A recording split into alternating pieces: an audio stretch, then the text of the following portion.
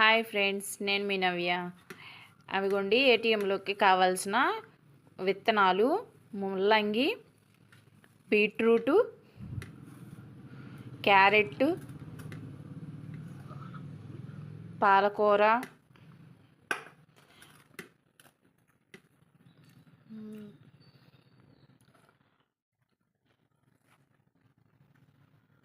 గోరుచిక్కుళ్ళు. మా ఛానల్ని మీరు ఇప్పుడే చూస్తున్నట్టయితే లైక్ చేయండి, కామెంట్ చేయండి, షేర్ చేయండి. అవిగోండి గోరుచిక్కుళ్ళు, అవి కొత్తిమీర, ధనియాలు, అవి